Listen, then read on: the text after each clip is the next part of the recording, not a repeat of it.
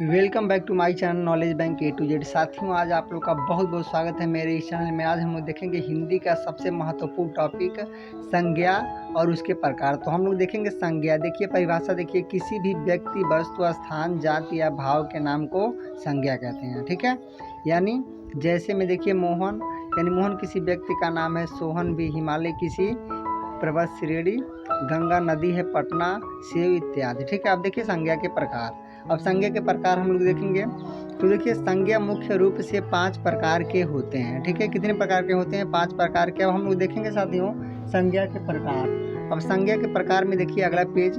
देखिए संज्ञा मुख्य रूप से 5 प्रकार के होते हैं। पहला व्यक्तिवाचक संज्ञा, दूसरा जातिवाचक संज्ञा है। ठीक है, तीसरा देखिए साथियों द्रव्यवाचक संज्ञा, चौथा समूहवाचक संज्ञा और पांचवा भाववाचक संज्ञा। द्रव्यवाचक पदार्थवाचक संज्ञा भी कहलाता है। अगला पेज हम लोग देखेंगे।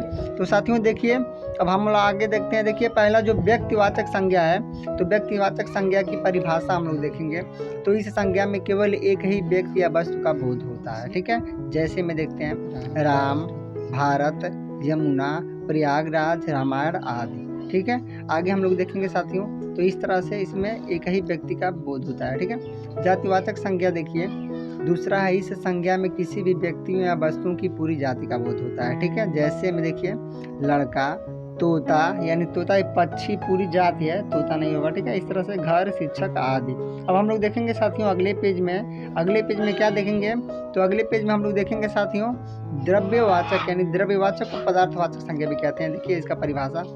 देखिए द्रव्यवाचक संज्ञा, इस संज्ञा में उस द्रव्य या पदार्थ का बोध होता है जिसे हम माप या तौल सकते हैं पर गिन नहीं सकते हैं। यानी पदार्थ को हम लोग माप या तौल सकते हैं, गिन नहीं सकते हैं। जैसे लोहा, सोना, दूध, घी आदि। ठीक है, सोना थोड़ा इधर उधर हो गया, बढ़िया से देख लीजिएगा। अब हम लोग देखेंगे साथियों। तो देखिए अगले पेज में हम लोग देखेंगे। मैं आशा करता हूँ कि आप लोगों को समझ में आया होगा। चौथा देखते हैं।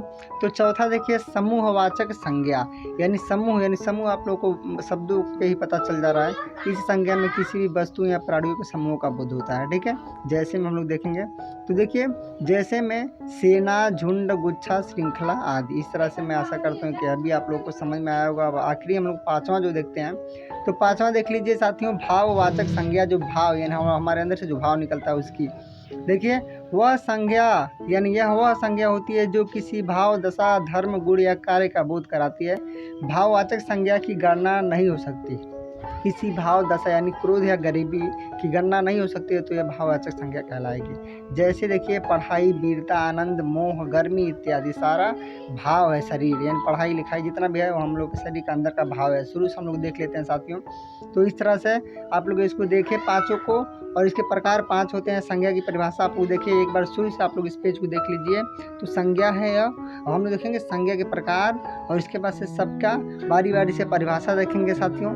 इस तरह से मैंने आप लोगों के लिए बहुत ही उपयोगी वीडियो बनाया है। अगर और अन्य कोई दिक्कत है तो ज़रूर बताइए। इसी तरह से ज्ञानवर्धक वीडियो देखने के लिए आप लोग मेरे चैनल पे बने रहिए और इसी तरह से देखते रहिए knowledge bank A to Z. साथियों मैं आशा करता हूँ कि आप लोग सब्सक्राइब किए होंगे। अपने दोस्तों में ज़्यादा से ज़्यादा शेयर कीजिए ज्ञानवर्धक वीडियो हो तो।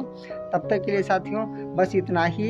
जय हिंद, वंदे मातरम साथियों। फिर मिलते हैं एक नया और ज्ञानवर्धक वीडियो के साथ। Bye bye.